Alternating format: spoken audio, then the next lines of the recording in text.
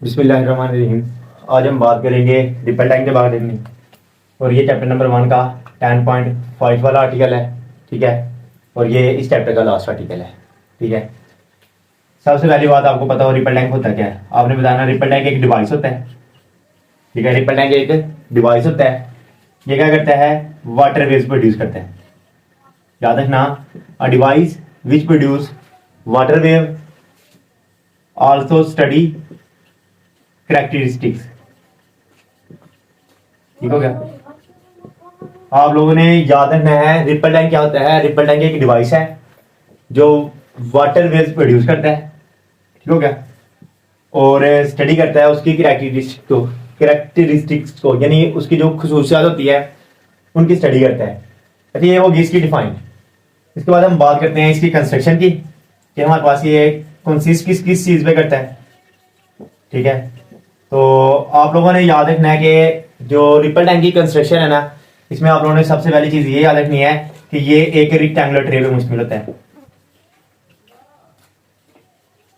ठीक है, ये एक रेक्टेंगुलर ट्रे पे मुश्तमिल होता है, और जो रेक्टेंगुलर ट्रे होती है ना, उसकी जो बॉटम साइड होती है ना, यानी जो नीचे वाला हिस्सा होता है, वो ग्लास का बना होता है। ठीक हो गया, याद रखना जो रिपल टैंक है वो एक रेक्टेंगुलर ट्रे पे रेक्टेंगुलर ट्रे पे कंसिस्ट करता है, और उसकी जो नीचे वाली बॉटम साइड है वो किसकी बनी होती है, ग्लास की बनी होती है। और इसके अंदर एक टेबल होता है जिसके ऊपर आप लोग इस रेक्टेंगुलर ट्रे को प्लेस करते हो। कितना मीटर ऊंचा, 1/2 मीटर। ठीक है, अच्छा बेटा, हमारा टॉपिक है रिपल टैंक।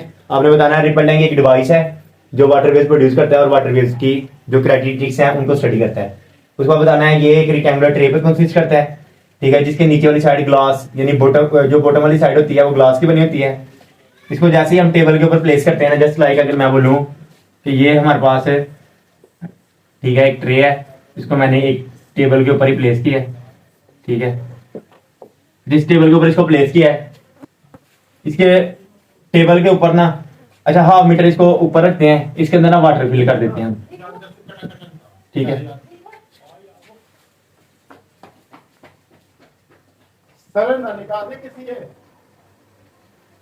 अच्छा, ये हमने इसके अंदर वाटर रखा। वाटर के ऊपर ना हम क्या रखते हैं, एक वुडन ब्लॉक रखते हैं। ठीक हो गया, या वुडन प्लेट लगा लो। अच्छा, यानी ये जो रेक्टेंगुलर ट्रे है, रेक्टेंगुलर ट्रे के ऊपर आपने क्या रखना है, एक वुडन प्लेट रखनी है। उस वुडन प्लेट के ऊपर ना आप लोग क्या रखते हो, इलेक्ट्रिक मोटर। इलेक्ट्रिक मोटर, ठीक है, इसके ऊपर प्लेस की जाती है। अच्छा, ये वुडन प्लेट है के ऊपर हम इधर कोई भी ऑसिलेटिंग पैडल यानी कोई मोटर रख देते हैं। इस मोटर को इधर हम कनेक्ट कर देते हैं, और यहाँ पे ना आगे इसके साथ ही एक हम बल्ब यूज करते हैं जो इसके ऊपर लटकाया होता है। ठीक है, यहाँ पे कोई बल्ब होता है। इसके नीचे ना स्क्रीन पेपर यूज करते हैं। ठीक है, स्क्रीन, ठीक है, और पेपर।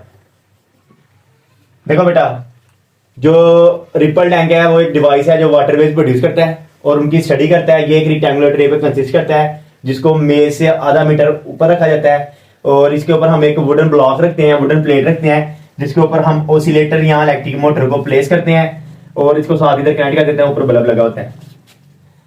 ये होगी इसकी कंस्ट्रक्शन। नीचे वाले पैराग्राफ से आप लोग इसकी वर्किंग स्टार्ट कर सकते हो, यानी जो सेकंड डायग्राम के बिल्कुल नीचे पैराग्राफ है उस पर आप वर्किंग की हेडिंग दे सकते हो।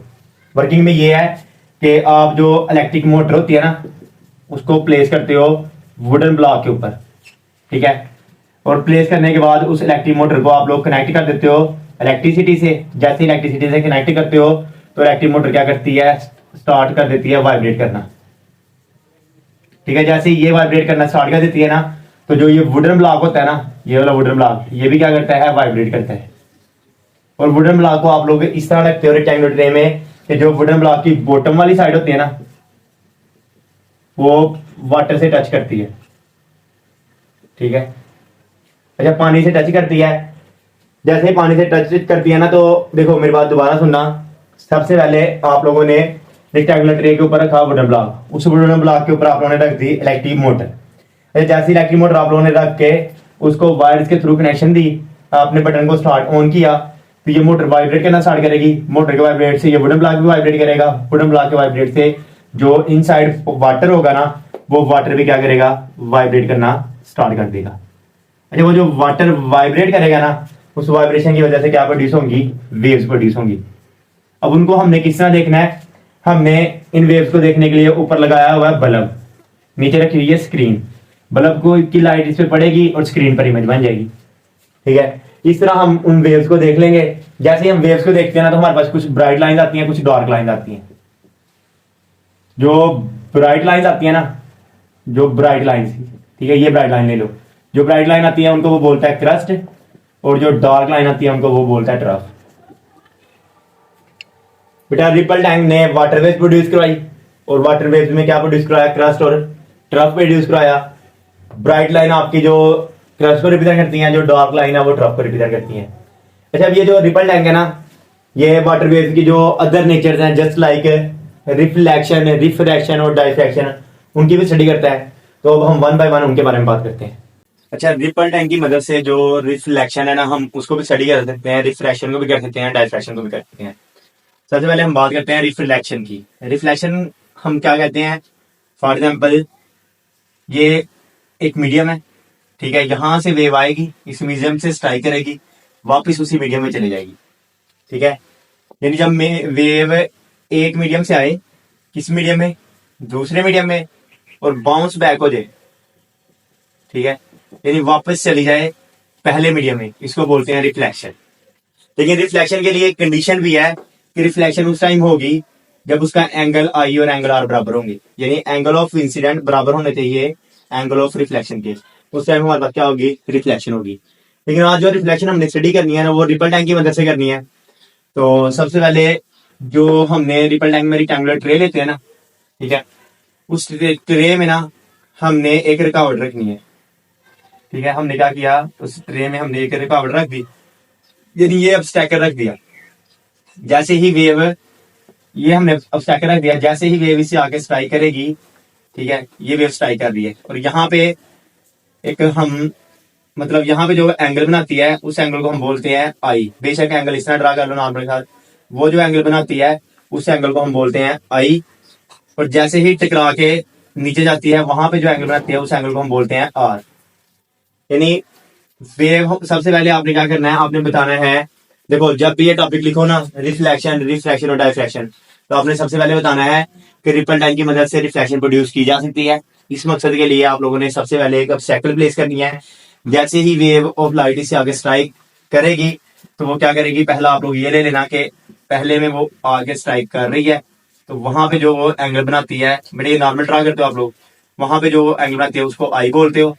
ठीक है, उसके बाद उससे जो टकरा के नीचे की तरफ जाएगी, उस टाइम वो जो एंगल बनाती है उसको एंगल आर बोलते हो। अगर वाकई ही रिफ्लेक्शन होगी, तो रिफ्लेक्शन में ये होगा कि एंगल आई एंगल आर के बराबर होगा। ठीक है, यानी ये जो वेव होगी, ये लॉ ऑफ रिफ्लेक्शन को obey करेगी। कौन से लॉ को, कि angle of incidence is equal to angle of reflection. ठीक हो गया। अगर बात की जाए रिफ्रैक्शन की, तो आपने याद रखना है, रिफ्रैक्शन ये होता है कि ray of light, ray of किसी भी वेव का आना, ठीक है, जैसे ही वो दूसरे मीडियम में एंटर हो, तो अपनी जो डायरेक्शन है उसको चेंज कर लेना। यानी मीडियम टू मीडियम अपनी डायरेक्शन क्या करते रहना, चेंज करते रहना। ये किसका काम है, रिफ्रैक्शन का काम है। ठीक है, यानी आप लोगों ने रिफ्रैक्शन को स्टडी करने के लिए इसके अंदर एक ऑब्स्टैकल को इस तरह प्लेस करना है कि वाटर की दो पोजीशन बन जाए। इसके अंदर ऑब्स्टैकल को आपने इस तरह प्लेस करना है कि वाटर की दो पोजीशन बन जाए, एक ये वाली पोजीशन, एक ये वाली पोजीशन। ठीक है, इसको आप लोग बोलते हो डीप वाटर, यानी गहरा पानी। इसको आप लोग बोलते हो शैलो वाटर। ठीक है, शैलो वाटर यानी कम गहरा पानी। इसको आप लोग बोलते हो डीप वाटर, यानी गहरा पानी। इसको आप लोग बोलते हो शैलो वाटर, यानी कम गहरा पानी। अच्छा, आप लोगों ने इसके अंदर प्लेस की ऑब्स्टैकल। जैसे ऑब्स्टैकल प्लेस की, अब खुद सोचो कि यहाँ पे जो पार्टिकल्स होंगे वो यहां से लेकर यहां तक वाइब्रेट कर सकते हैं, क्योंकि इतना पोर्शन इनके पास है। लेकिन ऑब्स्टैकल के ऊपर जो पार्टिकल होंगे वो सिर्फ इतना वाइब्रेट कर सकते हैं। और मैंने बताया था, यहां से लेकर यहां तक का जो डिस्टेंस है वो वेवलेंथ कहलाता है। क्या कहलाता है, वेवलेंथ। ये वाला जो वाटर है ये शैलो वाटर है, ये वाला जो वाटर है ये डीप वाटर है। डीप वाटर में जो वाटर के मॉलिक्यूल पार्टिकल्स होते हैं उनकी वेवलेंथ ज्यादा होती है। शैलो वाटर में जो वाटर के पार्टिकल्स होते हैं उनकी वेवलेंथ कम होती है। यानी जब आप डीप वाटर से, ठीक है, शैलो वाटर में मूव करके जाते हो तो जो वेवलेंथ है वो कम होती है, जो वेवलेंथ है वो कम होती है। जब वेवलेंथ कम होती है तो जो बॉडी की स्पीड है ना, ठीक है, वो भी डिक्रीज होती है। जो बॉडी की स्पीड है वो भी क्या होती है, डिक्रीज होती है। क्यों? क्योंकि हमें पता है v is equal to F lambda. तो v किसके डायरेक्ट प्रोपोर्शनल है, लैम्डा की। अच्छा बेटा, जब वेव डीप वाटर से शैलो वाटर में जाती है तो उस टाइम जो उसकी वेवलेंथ है वो डिक्रीज होती है, लेकिन उसकी फ्रीक्वेंसी सेम रहती है। उसकी फ्रीक्वेंसी सेम रहती है। फ्रीक्वेंसी क्या होती है, number of waves in 1 second. तो बेटा फ्रीक्वेंसी क्यों सेम रहती है? बेशक बेशक थोड़ी वेवलेंथ की वेव गुजरे, लेकिन वेव्स तो उतनी ही गुजरेगी जितनी पीछे से आ रही हैं, यानी कि उनकी तादाद में कमी पेशी नहीं होगी, इसलिए उसकी फ्रीक्वेंसी क्या रहती है, सेम रहती है। अच्छा, ये डायग्राम से ऊपर वाला पोर्शन है। उसके बाद आपने नीचे वाला पोर्शन बताना है कि अगर आप लोग रिफ्लेक्शन को स्टडी करना चाहते हो तो उसके लिए आप लोगों ने, यानी ये फॉर एग्जाम्पल एक आप लोगों ने इधर एक ऑब्स्टेकल प्लेस की, ठीक है, जैसे ही ये रे ऑफ लाइट आएगी ये आगे जाके अपनी पोजीशन क्या कर लेगी, चेंज कर लेगी। यहाँ पे जो बनेगा एंगल ऑफ आई होगा, यहाँ पे जो होगा एंगल ऑफ आर होगा, और इसमें angle of I angle of R के इक्वल नहीं होगा, क्योंकि क्या हो रही है, रिफ्लेक्शन हो रही है। यानी सिंपल बेटा नीचे वाले पैराग्राफ में वो ये बताना चाहता है कि जो रिफ्रैक्शन होती है, रिफ्रैक्शन के लिए हमारे पास जब रिफ्रैक्शन होता है क्या क्या चेंज होता है, आपने बताना है। रिफ्रैक्शन के लिए एक डीप वाटर होता है, एक शैलो वाटर होता है। उसमें वेवलेंथ के चेंज होने के साथ साथ जो बॉडी की डायरेक्शन है वो भी क्या हो जाती है, चेंज हो जाती है। याद रहेगा बेटा, वेवलेंथ तो चेंज हुई, वो अपनी इधर से देख लिया, यानी इसमें जब डीप से शैलो में गए वेवलेंथ कम हो गई, ठीक है। इसके अलावा जब एक मीडियम से दूसरे मीडियम में जाते हो तो जो रिफ्रैक्शन होता है उसका मतलब है बेंडिंग, या बेटा आप लोगों ने चेंजिंग ऑफ डायरेक्शन, यानी वो अपनी डायरेक्शन क्या कर लेती है, चेंज कर लेती है। आप लोगों ने याद रखना है वेवलेंथ के साथ साथ रिफ्रैक्शन के प्रोसेस में कौन सी चेंज होती है, डायरेक्शन चेंज होती है। अब क्वेश्चन आता है डायरेक्शन चेंज तो होती है, लेकिन ये वेव फ्रंट की किस तरह होती है? बेटा सबसे पहली बात, रिपल टैंक से जो वेव प्रोड्यूस होती है वो वेव फ्रंट वाली वेव्स होती है। वेव फ्रंट क्या होता है? वेव फ्रंट बेटा उसको बोलते हो जिसमें पार्टिकल्स की जितनी भी मोशन है ना वो सब एक जैसी होती है, ठीक है। फॉर एग्जाम्पल यानी इनका ये वाली जो मोशन है ये अगर बराबर होगी तो हम बोलेंगे ये क्या है बेटा, वेव फ्रंट्स है, ठीक है। जैसे ही वेव इधर से बेटा पास करके आगे वाले मीडियम में जाती है, मीडियम में चली जाती है, तो फिर भी उसकी जो ये वेव फ्रंट्स है, ये समझ लो वेव फ्रंट्स है, ठीक है। तो ये वेव फ्रंट के फिर भी क्या होती है बेटा, परपेंडिकुलर, क्योंकि जब कोई चीज किसी दूसरी चीज को कट करती है तो कौन सा एंगल का बनाती है, 90 का। जब एक एक्स पे हो दूसरी वाई पे हो, कितने का एंगल बनाती है, 90 का। तो आपने याद रखना है जो वेव हमारे पास यहाँ जो रे बेटा इधर से गुजरती है वो हमेशा जो वाटर वेव्स होती हैं उनके कौन सी डायरेक्शन में होती है, परपेंडिकुलर डायरेक्शन में होती है, ठीक है। सबसे पहले बेटा बात की रिफ्लेक्शन की। रिफ्लेक्शन के लिए मैंने सिंपल आप लोगों को बताया कि आप लोगों ने कहना है कि हमने रिपल टैंक से रिफ्लेक्शन पैदा कर सकते हैं। उस मकसद के लिए आप लोगों ने एक साइकिल प्लेस करनी है।